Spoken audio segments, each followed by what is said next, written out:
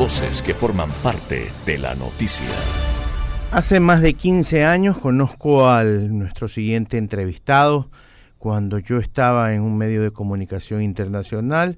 La verdad es que se me acercó y me dijo, oye, tengo este programa, me pareció increíble, y era Ecuatorianos por el Mundo. Nuestro querido amigo y gran periodista que está triunfando, rompiéndola, como decimos acá en Ecuador, Galo Arellano. Ahora nos trae una nueva propuesta, Carlos, de la que vamos a hablar con él, porque tiene este sábado, 1 de julio, un lanzamiento de este programa y lo hace de una manera que no lo he visto en él antes, así que vamos a hablar de él sobre el tema. Galo, buenos días, ¿cómo estás? ¿Qué tal? Buenos días a todos. Mil gracias por darme esta oportunidad y saludos a todos por allá, por Guayaquil, por Ecuador. Aquí desde Quito les mando un abrazo enorme. Galo, ¿qué lanzas este fin de semana? ¿Cuál es el proyecto? ¿De qué se trata? Pues mira, se llama Nadie sale como entró y es una propuesta que no se ha hecho, es algo nuevo, inspirador en momentos tan críticos. Esto no es telebasura, no son bromas de TikTok, son programas que literalmente podrían cambiarte la perspectiva de la vida. Y te digo por qué. Con los viajes que he podido y tenido ese gran privilegio de realizar documentando la vida de los ecuatorianos en los 5 continentes, me di cuenta que muchos inmigrantes tenían productos y servicios que los estaban desarrollando en países cosmopolitas, ¿no? Y entonces yo decía, ¿por qué no traer esos productos a Ecuador? Y encontré que había 3 razones. La primera es de que no tenían tiempo, la segunda no tenían los contactos y la tercera no tenían la fe necesaria en el país debido a la desestabilización que existe en Ecuador. Entonces yo me puse a pensar y me tomó mucho tiempo darme cuenta del potencial que tenía esta idea. Pero durante los últimos 7 años lo he venido planificando y entonces yo decidí darles mi tiempo, decidí pues buscar contactos y pues inyectarles ese poquito de fe que les faltaba para que esos productos vengan a Ecuador y que los productos que están en Ecuador puedan salir y documentar cada uno de estos movimientos. ¿A qué me refiero? Mira, por ejemplo, hay un ecuatoriano que desde Madrid es piloto privado, pero durante la pandemia perdió su empleo. Y en la casa se pusieron a hacer humitas y quimbolitos. Todos los ecuatorianos podemos hacer humitas y quimbolitos en nuestras casas, pero pocos, muy pocos pueden crear una empresa de esta actividad. Y este ecuatoriano lo hizo y ahora está mandando estas humitas y quimbolitos a varias partes de Europa y también las produce desde Ecuador. Entonces, cuando yo conocí su historia, él me envió, yo estuve hace poco viviendo en la frontera entre México y Estados Unidos como corresponsal de la frontera para Univisión. Y cuando me enteré de esto, él me envió las humitas y quimbolitos congelados hasta McAllen, Texas. Apenas llegaron, yo salí disparado al aeropuerto, recogí la carga y me fui hasta uno de los supermercados más importantes. Recuerden que la frontera entre México y Estados Unidos, el comercio es enorme, son dos gigantes de nuestro hemisferio. Y entonces, para resumirte el cuento, yo ingresé documentando con mi teléfono celular, ingresé con las humitas y con los quimbolitos a Rubens Quality Meat, que es uno de los supermercados que tiene todos los productos del mundo, pero menos de Ecuador. Ecuador era uno de los países donde no tenía ni siquiera una raíz.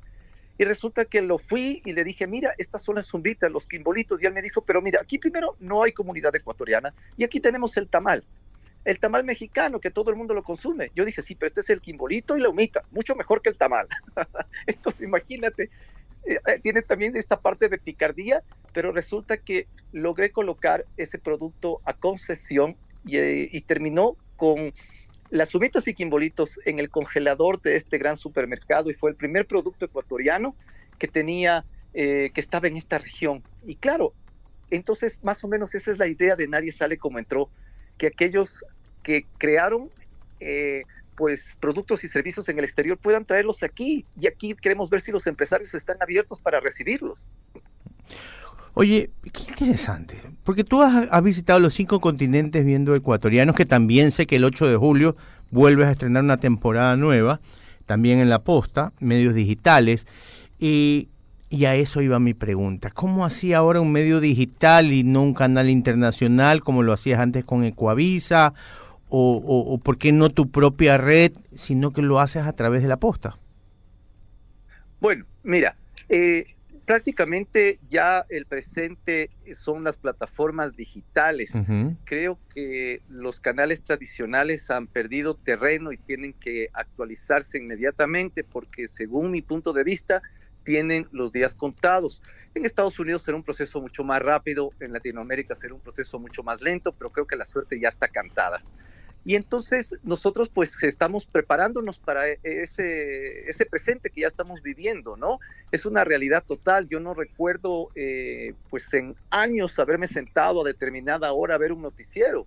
Yo todo lo veo a través del teléfono. Yo ya no tengo ni pago por cable desde hace muchísimo tiempo atrás. Uh-huh. Entonces estamos viviendo otros tiempos y entonces quería, muy a pesar de que los canales de televisión en Ecuador conocieron de mi proyecto desde hace mucho tiempo atrás. Muchos de ellos me cerraron las puertas, pero de una manera muy peculiar, porque me cuestionaron. Me dijeron, mira, sí, tú no. Tú siempre me has abierto las puertas, valga de decirlo, y hay que hacerlo, pero cuando este proyecto yo lo presenté a varias cadenas, me dijeron, en realidad, Galo, ¿tú crees que los pues grandes empresarios de Ecuador van a sentarte en tu programa? Y entonces yo hasta determinado punto pues llegué, como pues son los expertos de la industria, pues llegué un poco a dudar de mi proyecto y yo lo puse en un rincón. Y pues como te digo, son 7 años, creo que lo dejé durante 2 años, pero tú sabes, esa persistencia, continué hablando con empresarios, no fue fácil, pero muchos abrieron esa puerta y tuve reuniones en sus oficinas privadas y les pedí el apoyo, que crean en mí, que crean más que nada en el talento que existe de los migrantes. Y he logrado pues reclutar, digamos así, a empresarios de gran renombre que se han sumado a este proyecto y que precisamente estarán ellos o han delegado gente que tiene poder en sus empresas para que tomen decisiones, para poder hacer realidad las historias de estos ecuatorianos. Y entonces pues creo que es una lección más que nada que uno aprende, ¿no? Uno nunca tiene que dejar sus sueños ni metas y uno tiene que creer en sus ideas. Quizás habrá muchas personas que no estén de acuerdo en la forma o cómo las quieres ejecutar, pero yo creo que esa persistencia ha sido el resultado. ¿Y por qué la posta? Porque es una de las plataformas que he visto que con sus aportes periodísticos han podido remover las bases de la sociedad.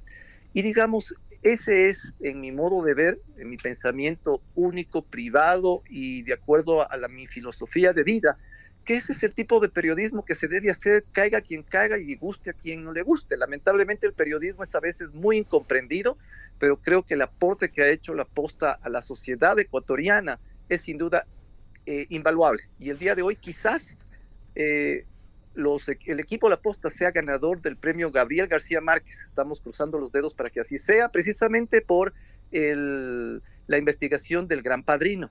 Uh-huh. Yo no creo que Gabriel García Márquez, un premio Nobel de literatura, ponga sus manos en el fuego por una investigación que según muchos no tiene ni pies ni cabeza. Lo dudo muchísimo. Están entre los 3 nominados a nivel iberoamericano y eso dice mucho.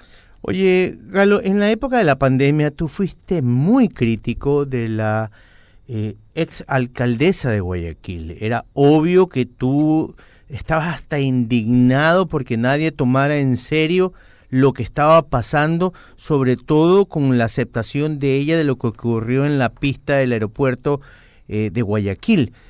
¿Cómo va ese tema?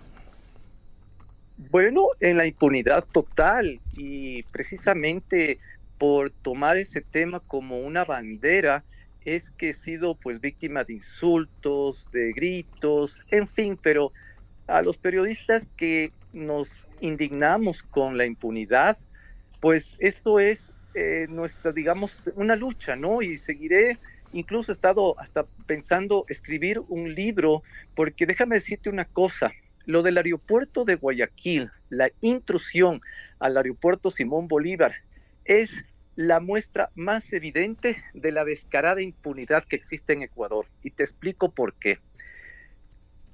Para una fiscal de una nación, tener la prueba madre es prácticamente como que un asesino te diga, sí, yo maté a una persona. Pues prácticamente es un juicio ganado. Ujú. En este caso, tenemos a una autora intelectual confesa de una intrusión a un aeropuerto internacional. Y no solo eso, amenazó con volverlo a hacer en video, distribuido por ella misma. En ese momento, pues, estaba envalentonada, tratando de convertirse y dejar una especie de heroísmo en su ego, pero al fin de cuentas, cuando se dio cuenta del problema legal en el que se metió y que podría estar presa acusada de terrorismo, ahora jamás ni siquiera menciona el tema. ¿Y cómo es posible que una fiscalía pierda el caso con una evidencia madre? Imagínense ustedes, esa es la impunidad que los ecuatorianos no podemos permitir. Es una bofetada a todos quienes creemos en el sistema judicial, en quienes aspiramos a un Estado de Derecho. Eso no se puede permitir. Ahora, yo no digo que Cynthia Viteri debe ir tras las rejas después de esto. No, pero debe haber un juicio, pues. Ahora, en un delito como una intrusión en un aeropuerto internacional, hay varias sanciones. Uh-huh. Puede ser un pago de una multa o puede ser la prisión en el peor de los casos. Yo no soy un experto jurista, pero sí soy una persona que ha investigado ese caso de principio a fin.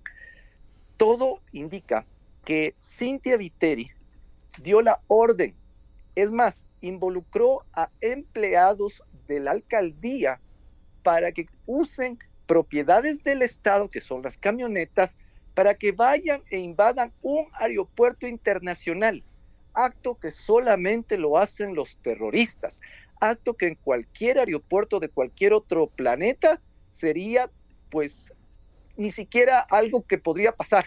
Hasta en las películas es algo que los guionistas toman muy en cuenta antes de hacer esos libretos por la magnitud de lo que significa esa situación después del atentado a las Torres Gemelas.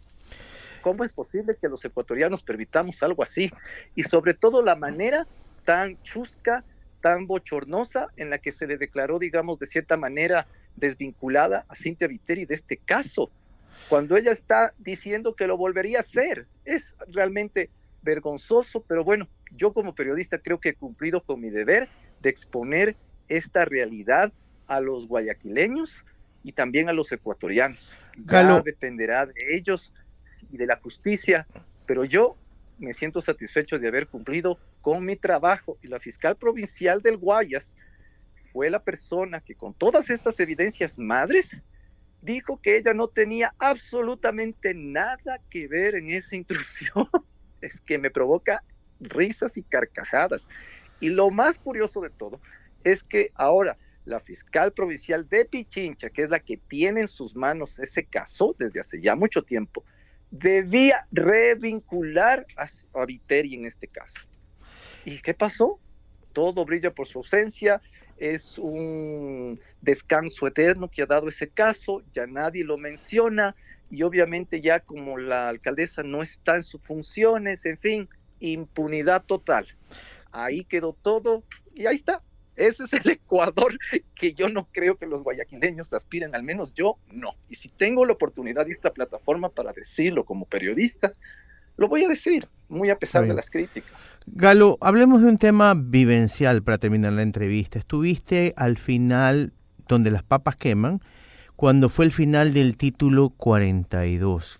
¿Qué nos puedes contar a nuestros oyentes de los que viviste en esos días? Estar en la frontera, justo, yo vivía a 15 minutos del muro fronterizo que construyó Trump. Una parte también ya estaba construida desde hace mucho tiempo, y me di cuenta de muchísimas cosas. Te abre la mente, te estremece el alma. Llegué con el corazón totalmente comprimido, porque la realidad del drama humano no tiene palabras, tienes que vivirlo y estar allí. Son cientos de miles de personas que llegan prácticamente porque sus países no tienen esperanzas. Uh-huh. Muchos han enviado a sus hijos bebés para que simplemente les colocan en el bolsillito el nombre, la dirección y el teléfono donde tienen que llegar, y les ponen en manos de coyotes. ¿Y cómo criticar a esas personas? ¿Quién soy yo para decirle a esta madre que no tiene esperanzas, que no tiene trabajo, que está amenazada, que está extorsionada? que no envía a su hijo pequeño por la frontera porque es la única manera que lo puede ver y que lo va a poder abrazar. ¿Quién soy yo para prohibirle ese tipo de situaciones o para criticarla y juzgarla? No soy nadie. Pero ahí me di cuenta de que no existe un éxodo de ecuatorianos y te explico por qué rápidamente. Yo estuve y visité todo el sector de Reynosa, de Matamoros, en toda esta región mexicana que está prácticamente gobernada por los cárteles de la droga, y es el embudo. Recuerda que hay El Paso, Texas, también la frontera de Estados Unidos es enorme, pero cualquier persona que llega de indocumentado tiene que pasar por este embudo, sobre todo si quiere pasar con un asilo político. Y entonces en estos campamentos es donde están. Y yo llegué con mi cámara y mi teléfono y sin cortes. Yo llegué y pregunté, ¿dónde están los ecuatorianos? ¿Han visto ecuatorianos? Y seguía pasando y la gente me decía, no, pero por allá creo que hay. Y seguía pasando, ¿de dónde eres tú? Venezolano, y tú cubano, y tú nicaragüense, y tú hondureño. Y los ecuatorianos, no, casi no hay muchos por allí, y seguía caminando, y tú vas a ver que con la cámara sigo caminando donde les dan, por ejemplo, el comedor, donde reciben la leche, el pan, que les dan organizaciones de ayuda. Digo, ecuatorianos, y todo, no, ninguno, venezolano, cubano, nicaragüense, en fin, logré encontrar ecuatorianos, sí, pero se los cuenta con los dedos de la mano. Ahora, ¿cómo se puede hablar de un éxodo y de estadísticas que dicen que los ecuatorianos ya por poco y no están rebasando a los venezolanos, cuando en el embudo no los encuentras en esa magnitud? Ok, no se me malentienda. No estoy diciendo que no existe un incremento alarmante en la migración ecuatoriana. Correcto. Lo hay, lo existe, es una realidad que nadie lo puede negar, pero no hay un éxodo como el venezolano. La verdad es que es terrible, me imagino lo que has vivido, pero gracias también por reportarlo, porque alguien tenía que hacerlo. Por favor, invita a tu audiencia que te vean este fin de semana y el 8 de julio con el programa que yo ya conozco y que me encantaba, que es Ecuatorianos por el Mundo. Te doy los micrófonos para que los invites. Mil gracias, no sabes cuánto agradezco esto de que me den esta oportunidad. Creo que cuando vean el programa ustedes se darán cuenta de que es necesario abrir puertas comerciales en momentos tan críticos que vive el país. Mientras los políticos se pelean, pues nosotros abramos puertas comerciales y tú vas a ver cómo los empresarios están dispuestos a reconocer el esfuerzo de los migrantes, pero los migrantes también están dispuestos a darse cuenta de que no pueden tratar a Quito o Guayaquil como una París o una Berlín. Tienen que abrir la mente y si quieren hacer negocios, tienen que bajar los costos, tienen que idearse, hacer malabares y piruetas, pero el objetivo es traer productos aquí y hemos conseguido cosas impresionantes. Es por eso que decimos que en el programa nadie sale como entró, tal cual. Es este día sábado a partir de las 8 de la noche en el portal de YouTube de La Posta y el día 8 de julio se estrenará Ecuatorianos en el Mundo. Es decir, un fin de semana, sábado tendremos Ecuatorianos en el Mundo y el otro tendremos Nadie sale como entró. Ecuatorianos en el Mundo, nadie sale como entró. Así que mil gracias a todos ustedes allí por esta oportunidad y la verdad cuando lo vean, pues aspiro que mi objetivo es precisamente dar a conocer el esfuerzo de estos ecuatorianos allá en el exterior, que creo que ha sido durante la última década lo que me he orientado a hacer y no he desfallecido en tratar de relatar y documentar estos casos. Galo Arellano, muchísimas gracias por haber estado esta mañana con nosotros. Te deseamos la mejor de la suerte con el estreno de estos dos programas. Yo por lo menos sé tu calidad y los voy a recomendar siempre.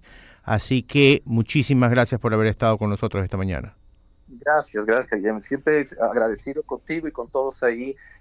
Mil gracias a los ecuatorianos. Pues recuerden que emigrar es cosa de valientes, comenzar de cero es cosa de emprendedores, llamar a Ecuador desde cualquier parte del planeta es cosa de ecuatorianos. Mil gracias. Galo Arellano, periodista que está triunfando en los Estados Unidos. Además ahora nos trae una nueva producción de un programa que se llama Nadie regresa, ¿cómo es? Nadie sale como entró. Como entró, ese es el primero, y el 8 de julio la nueva temporada de Ecuatorianos por el Mundo. ¿Usted ha visto alguna vez Ecuatorianos por el Mundo? Sí, por supuesto. Es vacancísimo, a mí me encantaba. O sea, lo seguía más cuando estaba en